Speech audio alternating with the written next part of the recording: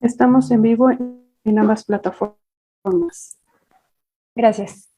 Muy buenas tardes a todos. Muchas gracias por acompañarnos. Es nuevamente para mí un placer tener estas sesiones, compartirlas con ustedes a través de nuestros extraordinarios ponentes. A nombre de la doctora Medeiros les damos la más cordial bienvenida a nuestros ponentes, a nuestros coordinadores y a ustedes, por supuesto, por acompañarnos. Hoy contamos con la participación del doctor Julio Ertmenger, que es jefe del Departamento de Cardiología del Hospital Infantil de México, Federico Gómez, es presidente de la Asociación Mexicana de Especialistas en Cardiopatías Congénitas, además de muchas otras participaciones e intervenciones en múltiples sociedades. Él va a coordinar la sesión de preguntas y respuestas y, por supuesto, contamos con también la presencia del doctor Manuel Correa Flores, quien es intensivista pediatra, egresado del Centro Médico La Raza. Actualmente, funge como médico especialista en cuidados del paciente en estado crítico, pediátrico, en la misma institución. Tiene una alta especialidad en trasplante cardíaco en Centro Médico La Raza también, y bueno, va a presentar a nuestro ponente de lujo, como todos nuestros ponentes. Muchas gracias, doctores, por estar con nosotros. Van a coordinar también la sesión de preguntas y respuestas junto con la doctora Gilda Martínez, a quien ya conocen también. Gracias y bienvenidos. Muchas gracias, doctor Escorza, y agradeciendo a la doctora Mara Medeiros ser la presidenta actual de la Sociedad Mexicana de Trasplantes. Tenemos una plática muy interesante, muy bonita, presentada por un gran amigo que, aunque tenemos poco de conocernos, es paisano, es mexicano, es de Parral, Chihuahua. Y bueno, como parte introductoria de esta charla, vemos que la asistencia ventricular en pediatría prácticamente en nuestro país está empezando. No tenemos muchos casos, pero vamos a empezar con grandes esfuerzos. La asistencia ventricular en México se inició hace prácticamente 15 a 20 años en pacientes cardiópatas en fase terminal en adultos. Prácticamente en nuestro país, en México, hacemos una cantidad de 25 a 30 trasplantes cardíacos, de los cuales prácticamente 2, máximo 5 son en edad pediátrica, y por eso tenemos el interés de invitar en esta ocasión al doctor Mario Castro Medina. Él hizo cirugía general en el Hospital Universitario, posteriormente hizo cirugía cardiovascular en la Unidad Médica de Alta Especialidad en la ciudad de Monterrey, hizo un fellow en la Universidad de Texas en Houston, hizo cirugía cardiotorácica en pediatría en la Universidad de Pittsburgh. Actualmente es profesor asistente de la Facultad de Medicina en la Universidad de Pittsburgh y trabaja como cirujano cardiotorácico en el Children's Hospital de Pittsburgh. Doctor Mario Castro Medina, paisa, bienvenido. Esta es su casa y gracias por compartir y dejar a un lado el trabajo por estos momentos, pero la gente de México le estima mucho. Muchas gracias, doctor. Bienvenido.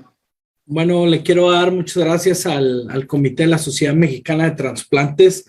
Y quiero decirles que en el 2005, cuando fue el Congreso de la Sociedad Mexicana de Trasplantes en Veracruz, el doctor Elmiro Pérez y el doctor Ángel Rodríguez Briceño y el doctor Guerra del Universitario me dieron una beca y yo fui a la Sociedad Mexicana de Trasplantes, y en ese entonces el doctor Bolio dio una plática y el doctor Oscar Ortega de las de cardiocirugía, ¿eh?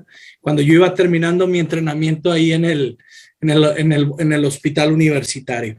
Y bueno, que nada, mi plática es de asistencia ventricular pediátrica. La realidad es que la asistencia ventricular pediátrica aquí es de todos los días, ¿verdad? La tenemos disponible, pero son hospitales con muchos recursos y realmente tenemos todo a la disposición, ¿verdad? Para poderlo utilizar. Mi declaración de conflicto de interés, soy de Parral, Chihuahua, como ya lo habían mencionado. Y bueno, ahí está una pequeña foto de mi ciudad, que acabo de estar hace unas semanas ahí en Parral. Los objetivos de la plática es ver cuál es la epidemiología de la falla cardíaca pediátrica, los tipos de soporte ventricular y cuáles son sus indicaciones en la población pediátrica, y ver sobre todo la situación actual de la asistencia ventricular en el trasplante pediátrico. Aquí, es una de las, en el consorcio del PC4, que son todas las unidades de cuidados intensivos donde ellos revisan todos sus datos, ¿verdad? Y que del cual pertenecemos. En esta publicación pueden ver que de todas los pacientes que se admitieron a cuidados intensivos cardíacos, pediátricos, cuántos tenía falla cardíaca, el 5.7%, ¿verdad? De las admisiones, y unos de ellos era falla cardíaca y otros era realmente posterior a alguna cardiopatía congénita. Y aquí pueden ver cuáles eran las características de estos pacientes, los que no tienen, en la tabla pueden ver que no tienen cardiopatía congénita contra las que tenían cardiopatía congénita, y es un 57% contra un 43% en las terapias intensivas, siendo que las cardiopatías congénitas siguen siendo de las primeras causas de la falla cardíaca. Y aquí pueden ver las otras características de las edades de los pacientes, pueden ver y pueden ver las diferentes indicaciones. Aquí pueden ver en la causa más frecuente en no cardiopatías congénitas era la cardiomiopatía, posteriormente era la miocarditis, que realmente esas son pues, las que más frecuentes vemos, y posteriormente es cuando hay un rechazo del trasplante cardíaco. Nosotros la edad que más tenemos problemas con el rechazo del trasplante cardíaco es cuando los pacientes entran en la adolescencia, muchos de ellos dejan de tomar los medicamentos y se vuelve un problema social. Y bueno, en los estudios reportaron que solo el 4% de los pacientes que entraron por falla cardíaca requieren una asistencia ventricular izquierda. Y bueno, ¿qué tipos de asistencia ventricular hay en la población pediátrica? Realmente, ¿cuáles son las modalidades de la asistencia ventricular? Y bueno, realmente es puente a recuperación, y el que más usamos a puente a recuperación es el ECMO. Puente a trasplante, que la FDA obliga a que todo niño que esté en un dispositivo de soporte mecánico sea para trasplante. Y realmente terapia de destino no hay una indicación aprobada por la FDA. Los únicos pacientes que tenemos en terapia de destino son pacientes que no cumplen los requisitos para hacer un trasplante, para tener un trasplante cardíaco. Y bueno, hay que recordar que el primer caballo de batalla para el soporte mecánico siempre empezó con el ECMO, ¿verdad? Y después los dispositivos de adultos empezaron a adaptar para los niños, ¿verdad? Y después del 2000 fue cuando, que es las asistencias mecánicas para corpóreas, que es el Berlin-Hart, pues empezó a utilizar en pacientes pediátricos, ¿verdad? Aquí pueden ver realmente el caballo de batalla en pacientes menores de 5 años, pues el Berlin-Hart, el SynCardia, el corazón artificial total, que realmente lo han sacado del mercado, el hardware que lo utilizamos, nosotros tuvimos experiencia aquí, pero también ya lo sacaron del mercado, la Pedimac, el Rotaflow, que realmente son de los que se consideran de flujo continuo de manera temporal, ¿verdad? El HeartMate 2, que realmente en pediatría no lo utilizamos, pero lo que sí vino a cambiar por no usar el HeartMate 2 era muy grande, tenía un perfil muy, muy grande, y realmente el que más se utiliza es el HeartMate 3. Cuando se va del mercado el hardware, empezamos a utilizar el HeartMate 3. El Jarvik empezó otra vez un estudio, el cual era diferentes de los grupos. Nosotros íbamos a empezar, después por costo no participamos en el estudio, y realmente se pusieron unos cuantos que los puso Stanford y el Texas Children. Y otro es el Impella, que con su nueva remodelación hace 2 años, pues realmente ha tomado un auge. Yo le pudiera decir que en el último año nosotros nomás hemos puesto un Impella, que es algo temporal para soportar, en este caso era un paciente ventrículo único, que utilizamos en una ocasión. Y bueno, aquí están los diferentes dispositivos, los de flujo continuo, tercera generación. Pueden ver cómo es el HeartMate 3, el hardware. Los del flujo axial, que es como el Jarvik o el HeartMate 2, ¿verdad? Y los neumáticos, que pues realmente son el Berlin-Hart, que realmente fueron los de primera generación, ¿verdad? Ahora en pacientes pacientes pediátricos e infantes, realmente es la única opción. Y hay otras, los percutáneos como el Abiomed Impella, el Tandem Heart, y bueno, pues son las diferentes opciones que hay. En cuanto a las indicaciones y el uso actual de dispositivos de asistencia ventricular en la población pediátrica, pues vamos a hablar de sus indicaciones. Una de ellas siempre es el soporte postoperatorio, falla ventricular postbomba, que realmente lo que más se utiliza es el ECMO, puente entre soportes mecánicos, ¿verdad? Soporte del ventrículo derecho cuando se tiene que soportar, cuando se tiene una asistencia ventricular izquierda. Y lo que tratamos de evitar todo el tiempo es tratar de evitar que el paciente requiera un soporte biventricular, porque sabemos que una vez que el paciente requiere un soporte biventricular, la mortalidad aumenta importantemente. Pacientes que tienen un bajo gasto cardíaco, no relacionado con la cirugía, como serían las miocarditis, la cardiomiopatía o el rechazo del injerte, como habíamos hablado.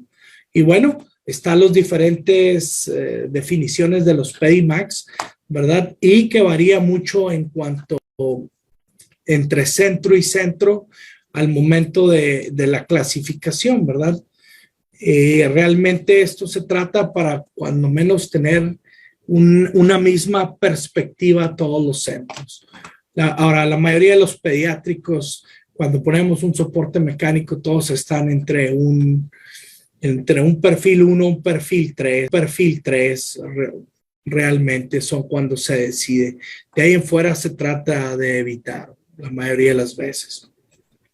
¿Cuáles son las contraindicaciones para el soporte mecánico? Pues hay unas absolutas, como son la prematurez extrema. Realmente no hay mucho que ofrecer en la prematurez extrema. Cuando hay un bajo peso, menos de 2.5 kilos, es difícil de soportar, inclusive para el ECMO, probablemente el paciente más pequeño, 1.8 kilos. Cuando hay un daño neurológico, que el paciente tenga una contraindicación para la anticoagulación, que tenga anomalías congénitas múltiples o que el paciente no sea candidato para un trasplante o que tengamos un daño multiorgánico reversible. Las relativas es una miocardiopatía hipertrófica. Cuando hay una insuficiencia aórtica, pues se decide reemplazar la válvula aórtica o hacer una cirugía de Parks, o cuando hay un defecto interventricular múltiple grande, que pues también llega a ser una contraindicación relativa. La miocardiopatía hipertrófica, ¿por qué es relativa? Porque son pacientes más complejos para el soporte mecánico, ¿verdad? Y la mayoría de las veces tratamos de empujarlos con los medicamentos, con soporte inotrópico y en espera, para ver si se puede hacer un trasplante antes de requerir un soporte mecánico, ¿verdad? Y eso no es tan infrecuente. Nosotros tenemos un paciente con una miocardiopatía hipertrófica, un paciente de 5 años de Puerto Rico, que realmente está esperando en piso, ¿verdad?, con medicamentos, su trasplante. ¿Por qué? Porque para nosotros consideramos que llevarlo ahorita a un soporte mecánico es mayor riesgo que el beneficio. Y bueno, todos sabemos que en los Estados Unidos cada 2 o 3 años publican el registro del soporte mecánico, el PEDIMAC. Y ahorita realmente, ahorita en los Estados Unidos, el día de ayer, hay 53 niños en Berlín-Hart. Realmente estamos, realmente cada vez hay un aumento importante en el uso de los dispositivos ventriculares. ¿Por qué? Realmente no sé, yo creo que a lo mejor hay mayor conocimiento, hay mayor centros que estén haciendo todos estos, pero la realidad es que los centros son casi, el número de hospitales son los mismos, lo único es que ha aumentado el uso del soporte ventricular en los últimos 5 años.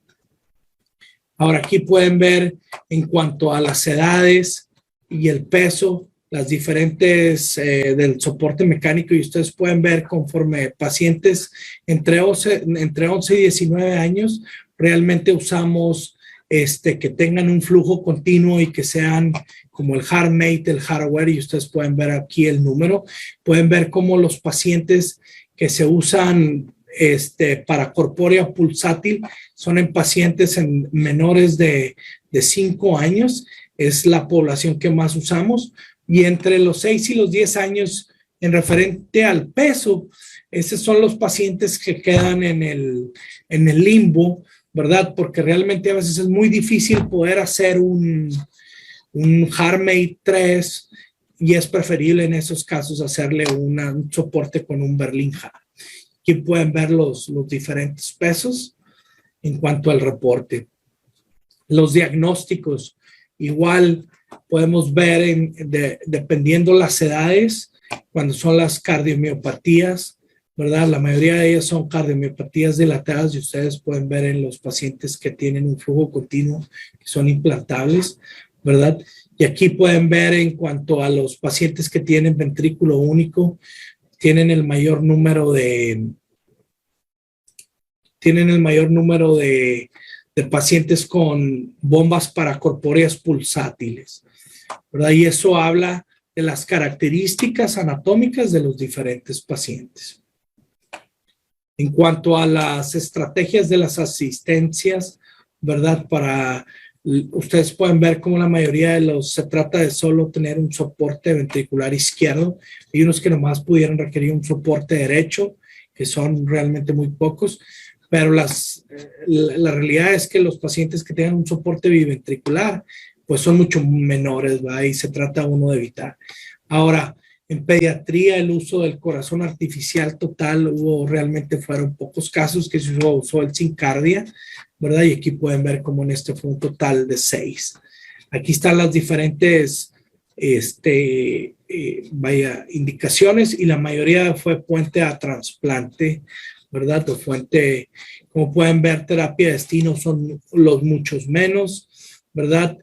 O terapia a ser candidatos, ¿verdad? Que es la recuperación.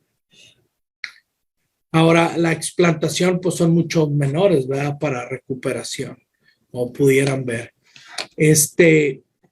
Pueden ver que el 70% de los pacientes están vivos al año del soporte ventricular que se implantó, ¿verdad? Y aquí pueden ver según la edad.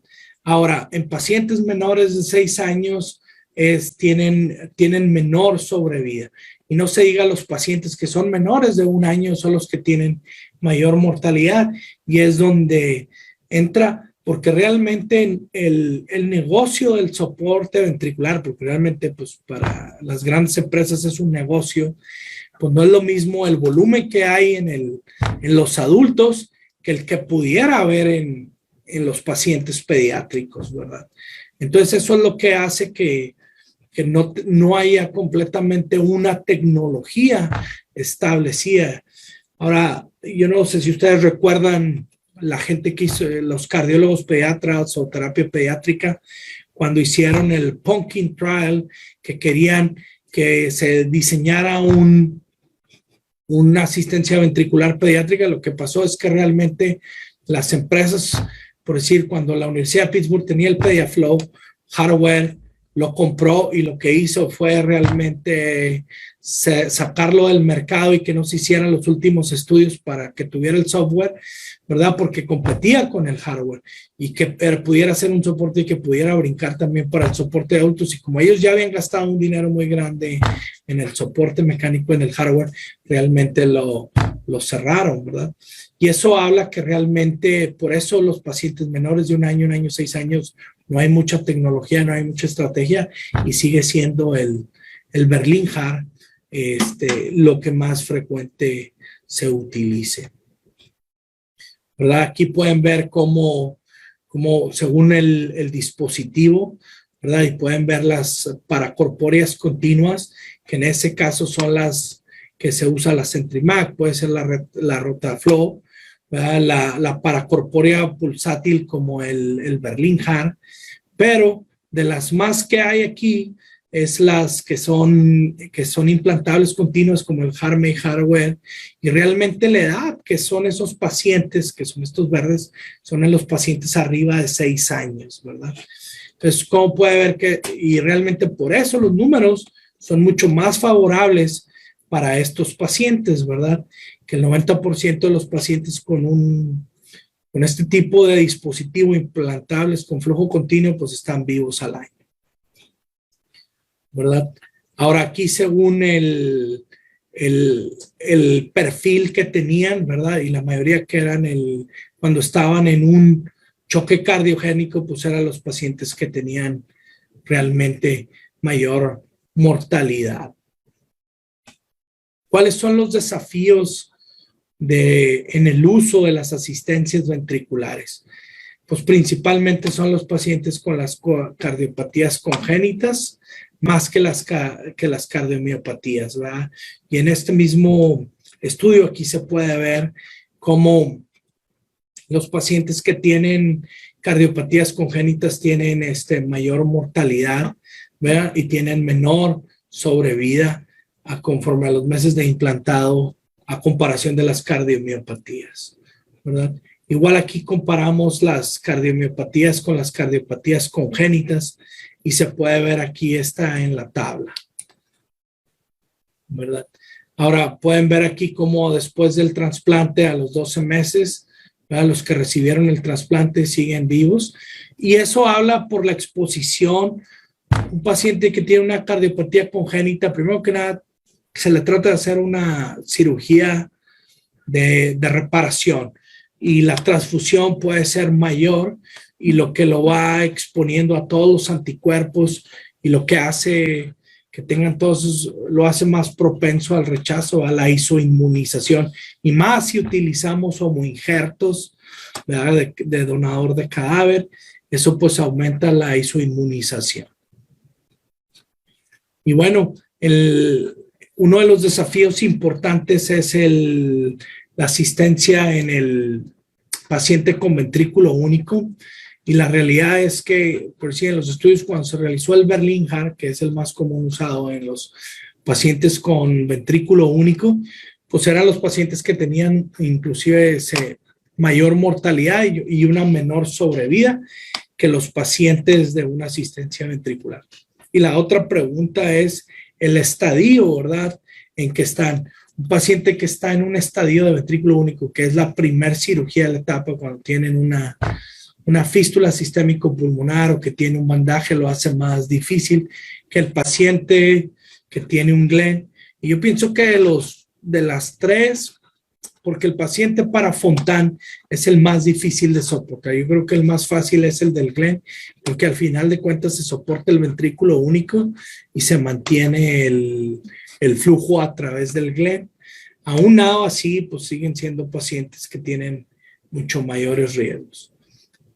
Y aquí pueden ver la sobrevida según la asistencia en el ventrículo único, y pueden ver que en el primer estadio solo sobrevive el 11%, segundo estadio el 58% y el tercer estadio sobrevive el 60%. Ahora, una cosa es soportar el ventrículo, que falla el ventrículo, se pone una asistencia ventricular y se le soporta, pero cuando hay una falla del circuito del Fontan, ese es otro problema, porque una cosa es soportar el ventrículo y otra cosa es soportar el Fontan, ¿verdad? El Fontan tiene mayores complicaciones de soportar y es cuando hace la cuestión más difícil, porque puede tener supongamos un Impella que le está dando 5 litros, le está dando un buen índice, lo cateteriza y sigue la presión del Fontan alta, ¿verdad? Y ahí no hay, aunque le suba el flujo, realmente no baja la presión del Fontan. Entonces, eso es lo que hace esos pacientes más especiales. Ahora, ¿cuáles son las complicaciones de los soportes mecánicos? Pues la infección de las asistencias ventriculares de la línea de soporte, ¿verdad? Que es la que se conecta a la batería, que puede fallar una de las bombas. Pacientes cuando tienen sangrado intestinal, hay otro tipo de sangrados como la epistaxis, pueden tener eventos tromboembólicos y el mayor de los problemas siempre es el daño neurológico, ¿verdad? Porque ese hace que sea, pues realmente puede haber una fatalidad. Y aquí pueden ver los diferentes números siendo las diferentes complicaciones cuando las infecciones pues llegan a ser algo serio. Y bueno, la experiencia de casos aquí, yo fue lo que revisé para noviembre del 2020, el año pasado, ¿no? Teníamos 67 asistencias ventriculares, del cual el 64% eran masculinos ellos. Estas son las edades, estos varían ahí en los pesos, pueden ver que va de los 4 a los 7 años, ¿verdad? Promedio, estos son las edades. El peso va hasta los 57 kilos en ese entonces. La superficie corporal, y aquí están los diferentes diagnósticos, ¿verdad? Las cardiomiopatías, el 68%, cardiopatías congénitas, el 37%, ¿verdad? Y 37% tenía ECMO previo a la asistencia ventricular, que es realmente a lo mejor en otras vistas de otros centros es alto, pero nosotros somos un programa que utiliza importantemente el ECMO, ¿verdad? En los tipos de dispositivos, ahí pueden ver cómo fue el Berlin-Hahn, el 44%. Pusimos un HeartMate o el HVAD, que era el hardware, el 16%. El tipo de soporte en los pacientes, el promedio de soporte fueron alrededor de 33 días. Y aquí está 48 de trasplante. Tuvimos 6 defunciones, ¿verdad? Que fue el 12%. Bueno, aquí voy a presentar un caso, paciente de 2 meses de edad previamente sano, la madre solo reportaba irritabilidad, datos de mala perfusión, los signos vitales con lo que llegó, la madre tiene un antecedente que tiene una estenosis aórtica, tiene un prolapso mitral con un ventrículo izquierdo no compacto, esta es la radiografía de su ingreso, ¿verdad? Aquí están realmente los datos clínicos del paciente en los laboratorios con un BNP alto y aquí voy a poner este es el ecocardiograma de su ingreso. Pueden ver cómo se ve que la sangre recircula aquí. Este paciente pues posteriormente se inicia manejo con milrinona, heparina, para que mejorara. No hay una mejoría importante. Se le hace una resonancia magnética, pueden ver cómo está el ventrículo dilatado, posteriormente se le da manejo como miocarditis y pues realmente no hay así una mejoría. Posteriormente el paciente pues se decide llevar a cirugía donde se pone las cánulas de Berlín, se deja la CentriMac. Posteriormente, una vez que el paciente es estable y el ventrículo derecho se ve que no falla, lo transicionamos al Berlin-Hahn, ¿verdad? ¿Qué problemas dio durante su postoperatorio? Es una inflamación de la asistencia ventricular que se trata con esteroides. Este paciente tuvo un quilotórax de bajo gasto, ¿verdad? Y bueno, al mes, pues el paciente, esta era la función ventricular. El paciente ya se puede ver que tiene una mejor función, ¿verdad? Y en ese caso lo que se hizo fue llevarlo otra vez a la CentriMac y hacer un cateterismo cardíaco para ver cómo están sus números. Y pues realmente tenía buenos números y fue donde se consideró realizar un explante. Este es el eco posterior a la explantación, ¿verdad? Y bueno, ahí está su función ventricular. Podemos ver, ahí está ya el paciente que se fue de alta, ¿verdad? Y bueno, pues el diagnóstico final fue una cardiomiopatía del infante. Y bueno, pues está bajo seguimiento con el programa con el grupo de falla cardíaco y trasplante. Otro es un paciente pues, que es amigo mío y es una de mis pesadillas porque sigue regresando. paciente masculino de 12 años que pesa 140 kilos. Es un paciente afroamericano que le decían el Big Menu porque a los 2 años de edad se sabía, cuando empezó a hablar, se sabía todo el menú de McDonald's, ¿verdad? Con una obesidad importante. El paciente tenía aparentemente asma, disnea importante y es ingresado a urgencias con esta radiografía, ¿verdad? Este es su eco de ingreso donde se puede ver esa disfunción, ¿verdad? Y pues está con ese eco y haciendo arritmias, el paciente presenta un evento de paro cardiorrespiratorio, lo que requiere una canulación en ECMO. Pueden ver ahí, después de que el paciente se pone en ECMO, requiere el corazón seguía distendido, completamente dilatado. Posteriormente de eso se decide llevarlo a quirófano y hacer una estenotomía media para hacer una canulación central y poder descomprimir el ventrículo izquierdo, ¿verdad? En este caso no sabíamos el diagnóstico, querían que se recuperara y realmente no hubo, estuvimos en ECMO. Aquí puede ver cómo está la cánula atravesando para descomprimir la aurícula izquierda, cual no hubo ninguna recuperación. Realmente fue para tener unos buenos pulmones y llevarlo a un implante de un HeartMate 3. El paciente ahorita lleva cumpliendo 1 año con nosotros, que se le puso el HeartMate 3, y bueno, acaba de regresar por una infección de la línea de energía, que es el driveline del HeartMate 3, y pues bueno, ahorita está con un back internado en la línea del driveline, y bueno, la tomografía que se le hizo el día de ayer no presenta datos de infección, que requiera un recambio de la bomba, porque el paciente sigue pesando 156 kilos, tiene una situación familiar y el grupo de trasplantes ahorita considera que el paciente no es candidato a un trasplante cardíaco.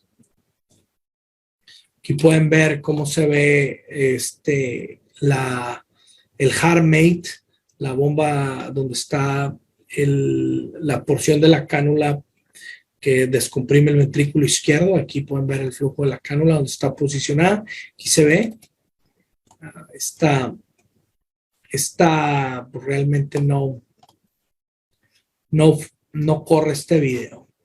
Bueno, y este es otro caso interesante porque este es un paciente de 6 años de edad, 36 kilos, que realmente el paciente, la familia cree que tiene unos síntomas respiratorios, le hacen la prueba COVID, aparentemente sale una prueba positiva para influenza y tenía ahí, empieza con síntomas, el paciente con pérdida del estado de la conciencia. Después de los 5 días llega a urgencias con aparentemente pérdida del estado de conciencia. Al momento de checarlo hace un episodio de taquicardia ventricular, hace un evento de arresto cardiopulmonar, lo cual hay que paciente llevarlo lo ponen en ECMO. Ahí está el eco con una disfunción severa de este paciente.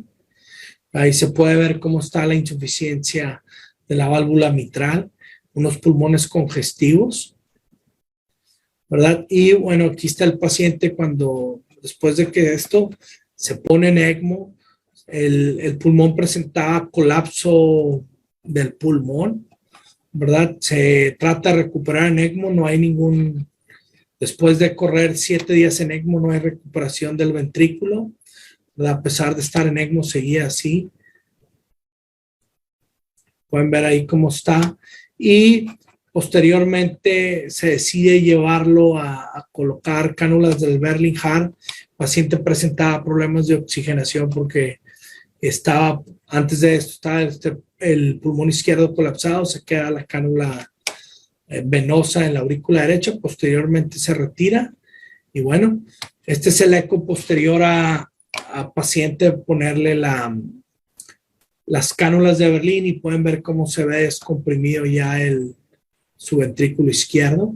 como ya no tiene la insuficiencia mitral. Y bueno, tiene una insuficiencia aórtica leve y en ese caso se ha descomprimido el ventrículo izquierdo. Aquí pueden ver cómo en ocasiones empieza a haber la apertura de la válvula aórtica. Ahorita el paciente todavía está con una CentriMac y todavía ya quitamos la cánula de la aurícula derecha.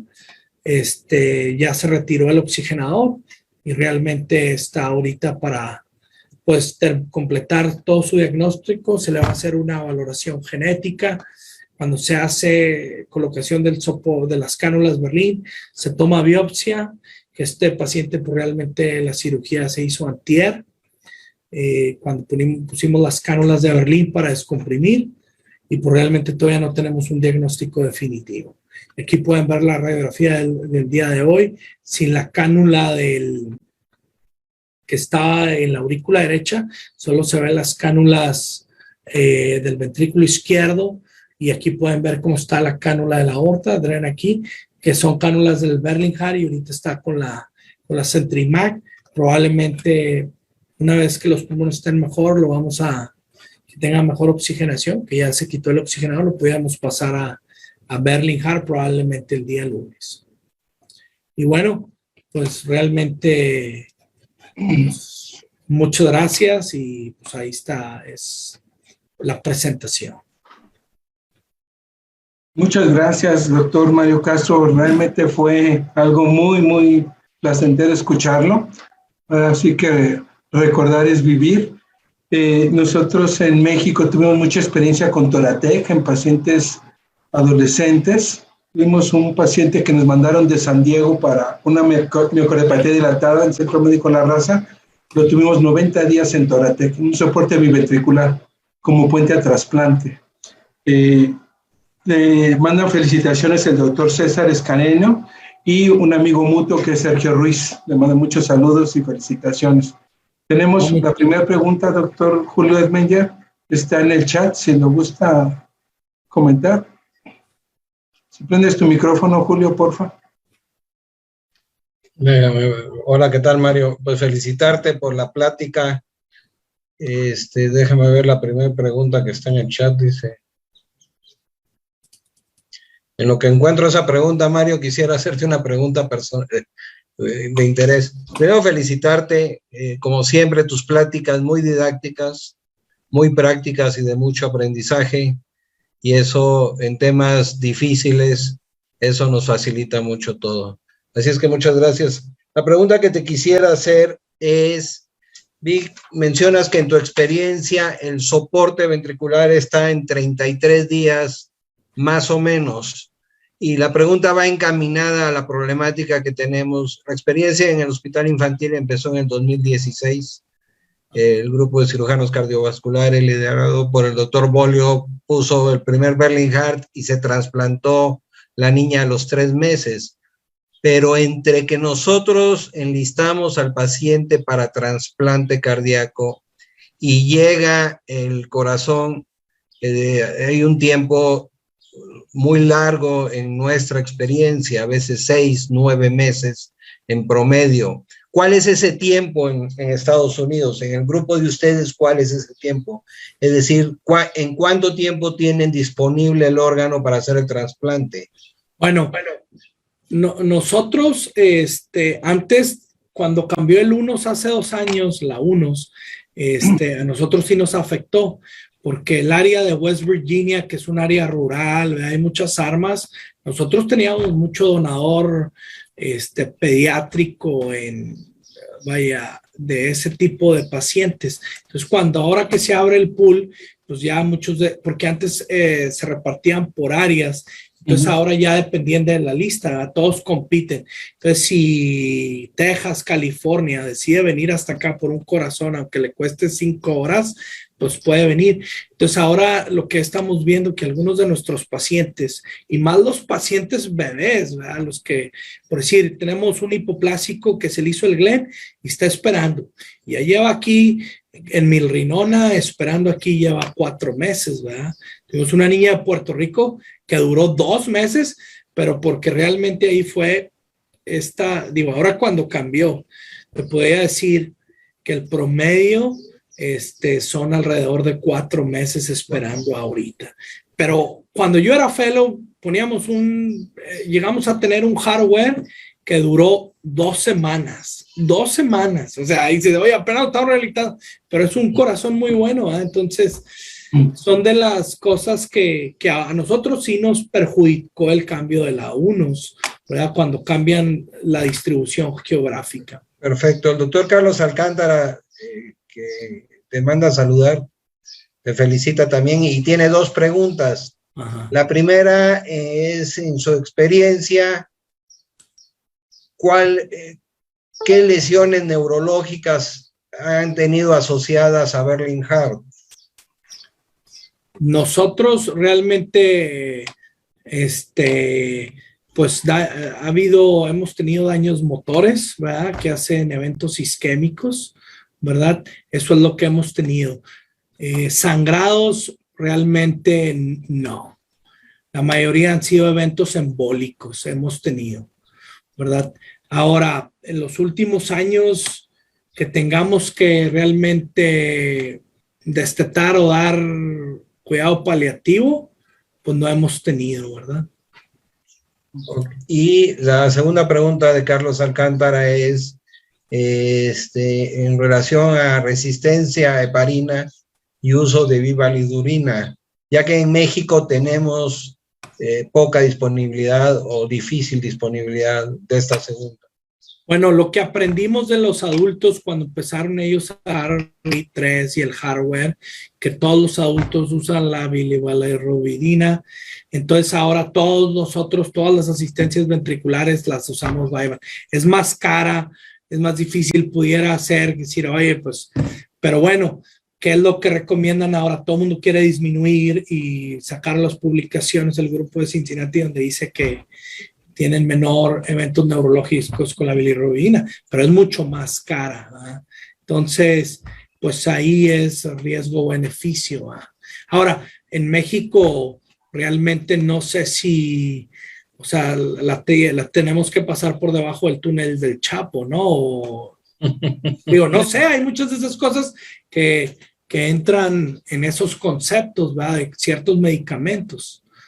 Aquí tenemos otra pregunta, Mario, de David Salazar. Saludos, doctor Mario Castro. Aunque la respuesta es difícil de estimar, de acuerdo a su experiencia, ¿considera usted el uso de ECMO y soporte ventricular podría mejorar drásticamente la mortalidad postquirúrgica de pacientes con cardiopatía congénita en México? Definitivamente, yo pienso que sí. Más que el soporte mecánico, yo creo que el ECMO, ¿verdad? Yo creo que cualquiera de los que ha operado en los centros de nosotros, tienes un paciente que le haces un vental o que puedas hacer no sé, cualquier situación que pudieras, un Fontan que te llega a los 7 años de edad en México, vamos a ver el ejemplo, que lo pones, haces el Fontan y sale con una disfunción diastólica y en cualquier, que a lo mejor dice sangró un poquito y en esa sangrada lo desestabilizas al anestesiólogo.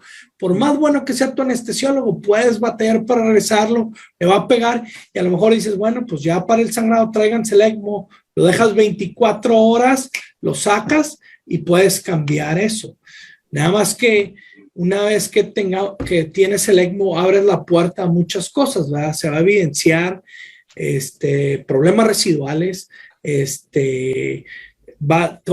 cardiología tiene que estar al pendiente también para ir a cateterizar los pacientes, tiene que haber un eco, entonces tiene que haber un compromiso de todo el equipo, ¿verdad? Esa es la realidad, ¿verdad? Entonces yo pienso que sí, ¿verdad? Realmente es parte de, ¿verdad?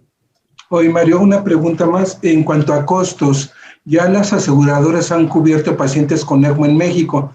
Tenemos ECMO en Monterrey con René Gómez, tenemos ECMO en el Ignacio Chávez, en Siglo XXI, en La Raza, en la 34. pero ¿cuáles son los costos que ustedes han visto de ECMO con Berlin Heart, con otros sistemas de soporte ventricular, que nosotros no los hemos estimado porque no se ponen tan continuamente como ustedes? En cuanto a costos de ECMO versus estos sistemas ventriculares como el Berlin Heart. No, bueno, o sea, la realidad es que el ECMO pues es como el caballito de batalla, ¿verdad? Y te va a ayudar desde el neonato que tiene aspiración por meconio al pues son los neonatos con hipertensión pulmonar hasta el posoperatorio de cardio, ¿verdad? Entonces realmente el costo aquí es, te dirían que un ECMO pudiera ser el equivalente a 4, el costo de un ECMO es a 4 circuitos de circulación extracorpórea, ¿verdad? En cuanto a eso. Entonces el Berlin Heart es mucho más caro. El HeartMate, no se diga, ¿verdad? Sí es más caro, ¿verdad? Y otra de las cuestiones que aquí cuando yo me entrené aquí hace 7 años o 9 años, sí, 9 años ya, usábamos rodillos para los bebés pequeños, para el ECMO, o sea, era un ECMO con rodillo, y los pacientes adultos usábamos la Sorin Revolution, que es una bomba muy económica y muy barata. Hay grupos que usan el Sorin Revolution para el ECMO ahora con la pandemia y tiene un costo mucho más estable, ¿verdad? Yo creo que el costo de los ECMOs es el recurso humano, quién va a estar sentado con el paciente del ECMO, perfusión, ¿verdad? Entonces, el éxito de tener un grupo ECMO es tener tu grupo de perfusionistas que te ayuden y preparar a los que le llaman ECMO especialistas, que aquí, ¿cuál es el ECMO especialista? Es enfermeras de cuidados intensivos que las entrenan en ECMO para que te ayude a cuidar el ECMO. Terapia respiratoria, que son la gente que te ayuda a cuidar ECMO, son el perfil que se pide, no necesariamente, porque si quieres tener 6 ECMOs y quieres tener 6 perfusionistas sentados, pues no vas a operar cirugía cardíaca, pero pues debe de haber un perfusionista para cuando o sea, el ECMO especialista pues sabe preparar un circuito de ECMO, qué hacer cuando hay una emergencia de ECMO y todo eso, ¿verdad? Carlita, tenemos una pregunta en cuestiones, si la gustas leer en el chat. Claro que sí. Me parece que son 3 preguntas en una. La doctora Susana Lugo pregunta, en caso de presentar una infección sospechando colonización del dispositivo de asistencia ventricular, además del manejo antibiótico, ¿se recomienda retirar el soporte?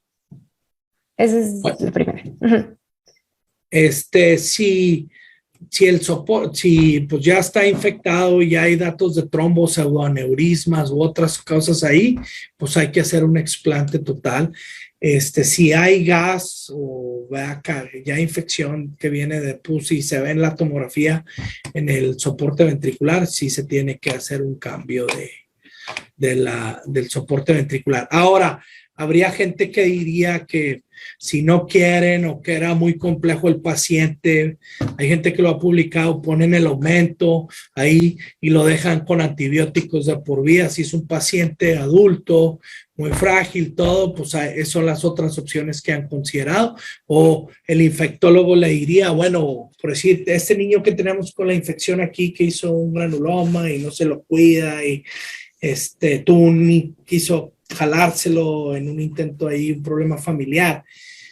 Ahorita, gracias no se ve infección dentro del pericardio, nada más afuera, pero infectología considera que lo va a dejar por un tiempo prolongado, inclusive terapia por supresión, ¿verdad? De toda la vida con antibióticos, que en algunos adultos ya, pues pacientes de 80 años que tienen soporte mecánico adulto, pues eso también lo consideran. Ahora, por decir aquí, nosotros el Hospital de Adultos tiene una unidad de cuidados cardíacos y tiene una área de puro soporte mecánico. Entonces, cada paciente que viene, por decir, tiene un soporte mecánico y viene a una endoscopía, se interna ahí. Entonces, ahí todo el tiempo hay internados 8 a 7 pacientes con un soporte mecánico que vienen a hacerse cualquier otra cosa del hospital. Entonces, eso le da la perspectiva a la gente que está viendo eso ahí, ¿verdad? Que son los de adultos, pues tienen un volumen muy, muy amplio, ¿verdad? Claro. También pregunta la doctora, en su centro, ¿cuánto es el tiempo promedio de isquemia? Yo creo que en cuanto a trasplante cardíaco, puede preguntar el tiempo de sí, esquema. sí, debe ser. Bueno, tratamos de que no sea mayor de 4 horas, ¿verdad? Calculamos que todo no sea mayor de 4 horas. Tuvimos un paciente que trasplantamos, tenía un impel y le pusimos un corazón y un hígado y era un izquierdo hipoplásico y la despegada no estuvo fácil, ¿verdad? Y realmente estábamos pegados a las 5 horas y ya queríamos hacerlo en bloque, no nos alcanzó a la despegada, tuvimos que partir el corazón y el hígado en otra sala y luego poner el corazón. Entonces realmente tratamos que sea menor a 4 horas. Son los tiempos. Fíjate, perdón, Carlita, nosotros generalmente por los tiempos de aéreos y de distancia, mi estimado Mario, tenemos tiempos de esquema de 4 hasta 6 horas, ¿eh? Entonces, bueno, afortunadamente el corazón es de los órganos más nobles en cuanto a rechazo hiperagudo y rechazo agudo, pero sí hemos tenido disfunción del injerto y no tenemos muchas veces el sistema extracorpóreo para dar soporte. ¿Ustedes qué incidencia tienen en pacientes post-trasplante que requieran un soporte mecánico, Mario? Post-trasplante nosotros lo 6%, un ECMO después de la cirugía. Okay.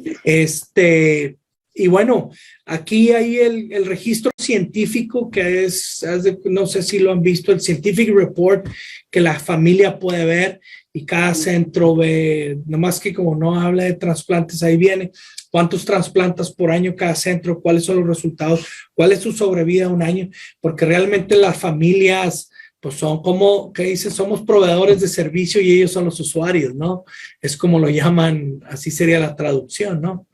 Que realmente sería como, y ellos tienen acceso a todo eso. Julio, ¿alguna pregunta antes de que Carlita diga la tercera pregunta? Okay. Julio.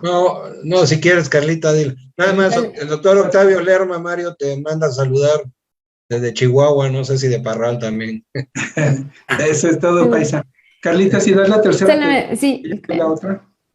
La doctora comentó que recomienda usar el soporte en Pedimax 2.3. ¿Eso quiere decir que en Pedimax 1 recomendaría ECMO en lo que se estabiliza?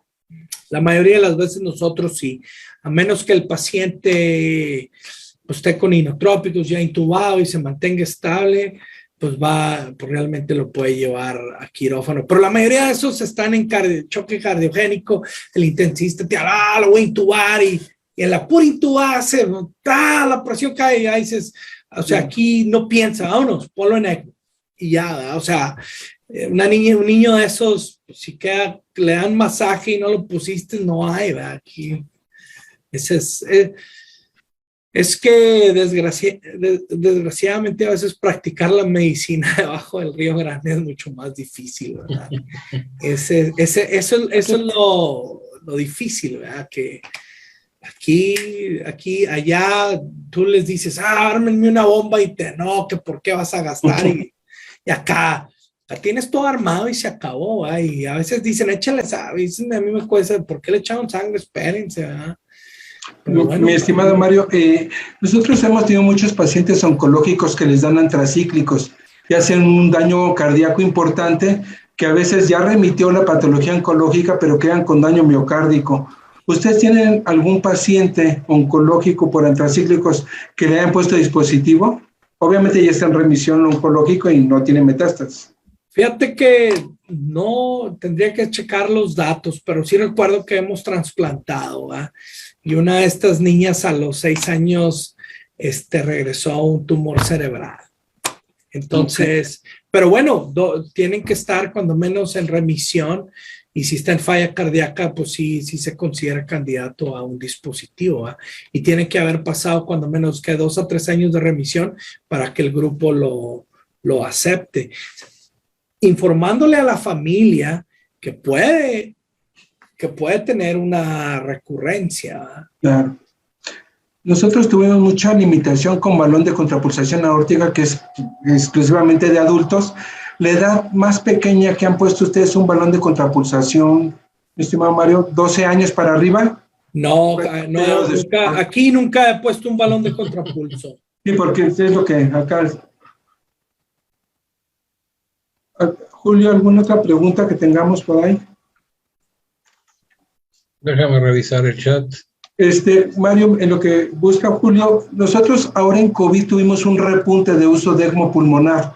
Tenemos pacientes que alguna vez, tú lo sabrás anecdóticamente, tuvimos cardiopatía con hipertensión pulmonar severa. Hicimos un corazón-pulmón y alguna vez llegamos a hacer trasplante cardíaco dejando corazón nativo y corazón trasplantado, que prácticamente pues ya nadie hace eso y nosotros anecdóticamente tuvimos 2 o 3 casos con 2 corazones.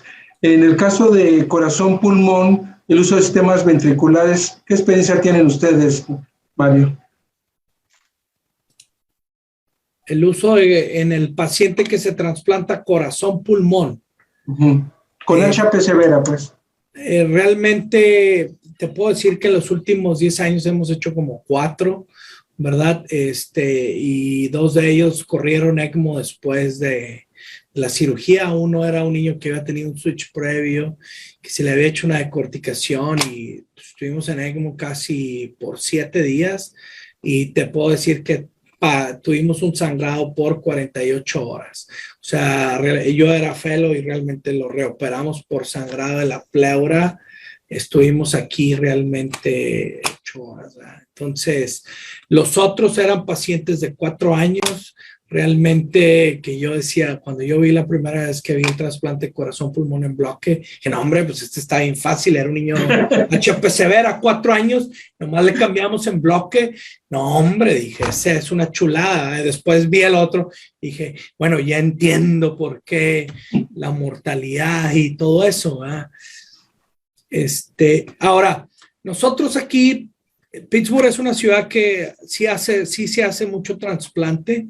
Geográficamente tenemos alrededor 3,5 millones de habitantes en el área rural, ¿verdad? Que es el Western Pennsylvania, como dicen, que hay entre Filadelfia y Pittsburgh, Alabama, ¿verdad? Puro Trump supporter, como le dicen aquí, ¿verdad? Entonces esa es nuestra población, pero el hecho de que pues aquí se hizo tanto trasplante de hígado y que la universidad, porque tiene un centro que se dedica a estudiar la inmunosupresión, que están metiéndole mucho dinero, realmente por eso somos un programa de mediano volumen con alto número de trasplantes y hacemos alrededor de 14 a 12 trasplantes por año. Probablemente el que más hace es entre Nueva York y Houston, que han de ser como 20 corazones al año, más o menos. Sí.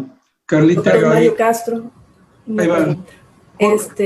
Ahorita en pacientes COVID, su experiencia en su centro, o si es una contraindicación o qué medidas, si se ha visto algún incremento de daño tromboembólico en estos pacientes o qué nos puede comentar.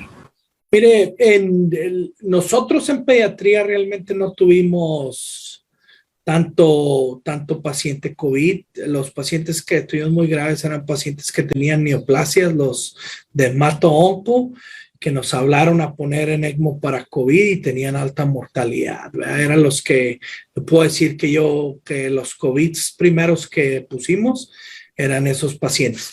Ahora, el grupo de adultos llegó a tener en su mejor momento de la pandemia, llegaron a tener 22 pacientes en ECMO, cuando la pandemia estuvo en su pico, ¿verdad? Entonces, eso es lo que le pudiera responder a esa pregunta. Julio, ¿tienes una pregunta? Sí, Mario, hay una pregunta en el chat. Posterior a la salida de soporte ventricular, ¿los pacientes tienen algún seguimiento dentro de una clínica especial? ¿O quién hace ese seguimiento? La pregunta en concreto es, ¿cuentan con clínica post-soporte ventricular? Sí, es el grupo de cardiología de falla cardíaca, que son alrededor de 7 cardiólogos que ven el trasplante, los pacientes que se explantaron, y son los que siguen a esos pacientes, ¿verdad? Es el grupo de falla cardíaca y es el grupo que hace toda la inmunosupresión. Los martes tiene una sesión de 2 de la tarde a más o menos a 5 o 4:30, no sé, donde checan todos los pacientes que andan en la clínica, cuántos estamos en lista, ¿verdad? ven todos los niveles de todos los inmunosupresores, pues, y se discute con la psicóloga, y es todo un grupo, ¿verdad?, que realmente cuesta. Y de hecho, a ver, perdón. Y de hecho el soporte nutricional es fundamental, ¿no, Mario? Porque estos pacientes son hipercatabólicos, más el soporte extracorpóreo debe tener una clínica integral abarcando todos esos aspectos, ¿no? Claro. Doctor Julio. Sí, Mario, al principio de tu plática comentaste que el soporte ventricular como terapia destino no es muy utilizado todavía en niños, no está aprobado por la FDA, ¿entendí? No, o no entendí bien. No está aprobado. O sea, tienes que hacerle una evaluación para trasplante, ya que si tu grupo considera que en ese momento no es candidato, es tú cómo justificas la terapia de destino.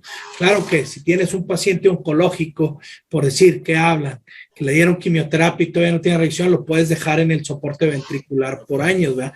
Nada más que tu evaluación de trasplante tiene que decir por qué en este momento no lo trasplantas, que a lo mejor esas son las letritas pequeñas, ¿verdad?, que juegan con la FDA. Y en tu experiencia, en la experiencia de Pittsburgh, ¿qué grupo tienen algunos pacientes o cuánto es el tiempo máximo que han tenido pacientes en soporte ventricular sin llevarlos a trasplante? Mira, tenemos ahorita 2 pacientes, los 2 son afroamericanos, ¿verdad? Y una es una niña que lleva realmente ya 2 años con un HeartMate 3, y el otro es el paciente que presenté, que ahorita lo tengo internado, cumple 1 año y medio con el HeartMate 3, y no se trasplantan porque la situación familiar, ¿verdad? No tienen un soporte familiar, la mamá va en el 3er matrimonio, no cuida a la niña, entonces realmente no ha mostrado. Entonces tú tienes que argumentar que la familia tiene los elementos suficientes para darle el órgano. Y aquí no es que no pueda pagar las medicinas, porque el Medicare, Medicaid, o sea, nosotros decimos, no, que aquí es el capitalismo. En todo eso, aquí un paciente pediátrico es como medicina social. El niño, mientras el papá se le va a ofrecer todo, ¿verdad? Entonces, aquí lo único que tiene que mostrar la familia que tiene. Ahora, esa niña, lo que hicimos fue hacer una queja al programa al Estado, ¿verdad?, que hace protección infantil, que sería el equivalente del DIF, ¿verdad? El problema es que la mamá les cuenta una cosa y para los trabajadores sociales del Estado, ella no le han podido quitar completamente la patria potestad de la niña, ¿verdad?, para que le dieran la lleven a que le llaman una familia postiza, ¿no? Foster care, que le llaman aquí, que sería una familia postiza. Una pregunta, Carita, para que le des, mientras te mando saludos César Eliu, Claudia Isabel, Marta Cruz, muchas felicidades. Carlita, hay un par de preguntas. Una es, ¿van a pedir vacuna COVID para poner en lista a aquellos que ya tienen edad? Y la otra, ¿cuál es el algoritmo de abordaje en pacientes que tienen complicaciones hemorrágicas y tromboembólicas? Todos los pacientes pueden ser antivacunas, pero una vez que entra la valoración, aquí le pueden decir, mire, usted puede creer antivacunas, pero para que se enliste y todo, debe completar con todas las vacunas. Se acabó, ¿verdad? Eso no lo negocian con la familia, ¿verdad? O sea, en muchas cosas a lo mejor sí, pero en cuanto a eso, los trasplantes esto es lo que tiene que hacer. Si no lo cumple, pues no le vamos a ofrecer el trasplante. Ahí hay niños que no podemos trasplantar porque a veces la familia no complementa lo social, ¿verdad?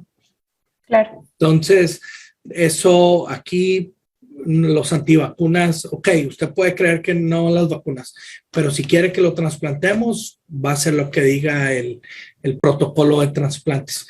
Porque la mortalidad de 1 año, ahí alguien puso en las preguntas, puso lo del scientific report, ahí lo pusieron. Entonces ahí puede ver usted, y usted puede ver qué estado y qué órgano, y ahí lo pone y está todo, ¿verdad? Entonces ahí no hay mentiras, ¿verdad? Ahí está todo lo que los resultados del programa. Y la otra que me decía de las complicaciones. Sí, el algoritmo de abordaje ante complicaciones hemorrágicas en pacientes que están o que se mantienen en asistencia ventricular. Tienen... O sea, sí, de cada uno de los dispositivos tiene su protocolo, ¿verdad? Inclusive se les hace trombolastografías y se les hace los niveles para valorar el efecto antiplaquetario de la aspirina, y algunos de ellos hay que iniciar alguno de Plavix, ¿verdad?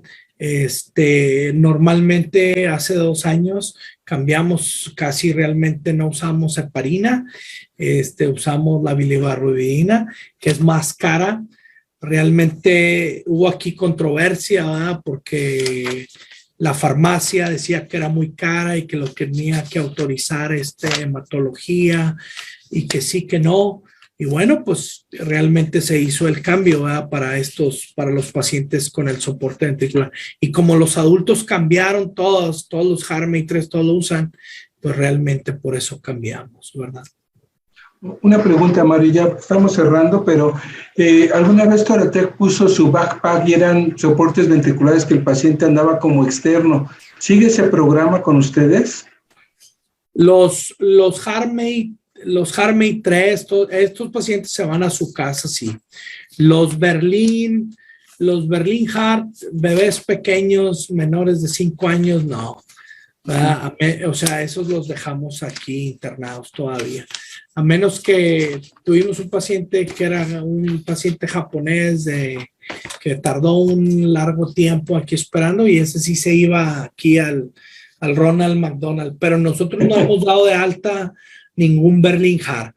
Harmony 3, Hardware, sí se fueron a su casa. ¿Y esos con qué anticoagulante los manejan como ambulatorios? Es warfarina. Warfarina, ¿no? Warfarina. Así es. Pues estamos por cerrar. No sé si Hilda, Carla y Julio tengan algunas preguntas. ¿No? Ninguna. Bueno, Mario, algo... Sí, antes que dé Mario su último... Va a dar Mario su último mensaje. Está la doctora Medeiros ya conectándose. Y Julio nos va a dar también mientras un anuncio parroquial de su congreso de la MEC, Mario. Julio, perdón. Sí, pues aprovechando, no sé si puedo ver la pantalla, aprovechando que tengo un foro muy importante para la Asociación Mexicana de Especialistas en Cardiopatías Congénitas, que recuerden que esta asociación incluye anestesia, terapia intensiva, enfermería, es para nosotros un gusto invitarlos al congreso. Va a ser del 25 al 27 de agosto de este año. Ya va a ser presencial, creemos que las condiciones ya lo permiten, y será un gusto para nosotros que ustedes participen. Y como gancho para que participen, el doctor Mario Castro ya aceptó ser profesor en el evento, entonces le pediremos 3 o 4 pláticas que seguro lo pondremos a trabajar. No, muchas gracias por la invitación. Ya se conectó la doctora Mara Medeiros. Muchas gracias, doctora Medeiros, por el liderazgo que ha mostrado en la Sociedad Mexicana de Trasplantes. Doctora Medeiros, y gracias por la hospitalidad y formar grupos en conjunto, en este caso con la AMEC, que es una asociación joven que está creciendo rápidamente, y la Sociedad Mexicana de Trasplantes está colaborando con ellos. Doctora Medeiros, adelante. Mara. ¿Qué tal? Muchas gracias, doctor Mario Castro, por esta excelente plática. Realmente en nuestro país pues todavía tenemos mucho por hacer, pero pues sus enseñanzas yo creo que son muy útiles y muy prácticas, ¿no? Nosotros tenemos también nuestro congreso de trasplantes, que ahora va a proyectar Sandra la información. Bueno, mañana tenemos otra sesión con el doctor Dorri Seyek, que nos va a hablar del trasplante de donadores cadavéricos con un KDPI mayor de 85. Los esperamos. Y recordarles el congreso, que va a ser híbrido, pero nos encantaría verlos en forma presencial en Acapulco en septiembre. También ya damos la convocatoria para el envío de los trabajos libres, que de hecho es la misma plataforma que tenemos para la Sociedad Mexicana de Trasplantes, para la revista.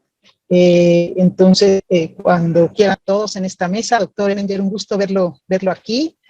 Manuel Correa, muchísimas gracias por invitar a alguien tan especial como el doctor Mario Castro. Gracias, doctora Carla Escorza, doctora Gila. Pues realmente este capítulo de cuidados críticos ha sido muy bueno. Muchas gracias. Mario, algo para despedir, que nos quieras dar un mensaje final. Sé que a nivel académico podemos trabajar muchas cosas y capacitar gente joven, que ya después nos pondremos de acuerdo, pero es un gusto, Paisa, tenerte aquí, y un mensaje final que nos quieras dar, mi estimado Mario. No, bueno, pues realmente muchas gracias por la invitación, ¿verdad?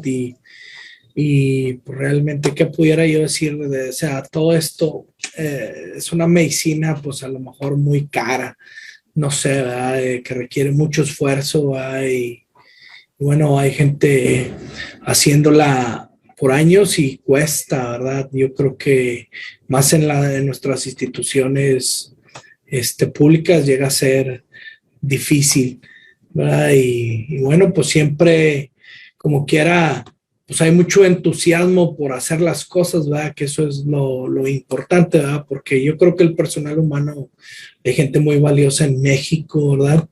Que realmente sí la hay. Eso realmente sería mi consejo, ¿verdad? Que seguir trabajando y preparándose. Muchas gracias, Mario. Doctora Carla Escorza, ¿se gusta finalizar el simposio? Muchísimas gracias a todos, gracias doctora.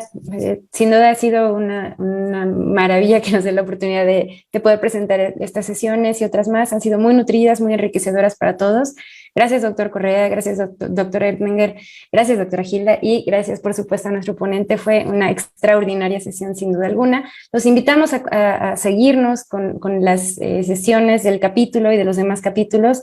Están invitados también a nuestra siguiente sesión. En esta ocasión se va a hablar sobre disfunción ventricular en trasplante renal, que bueno, es en el siguiente mes, entonces síganos de cerca. Muchas gracias a todos por acompañarnos y pues nada, damos por finalizada la sesión de hoy. Mario, un abrazo hasta Pittsburgh. Gracias, Mara. Gracias, Julio. Gracias a todos. Buenas tardes. Gracias a todos. Buenas noches.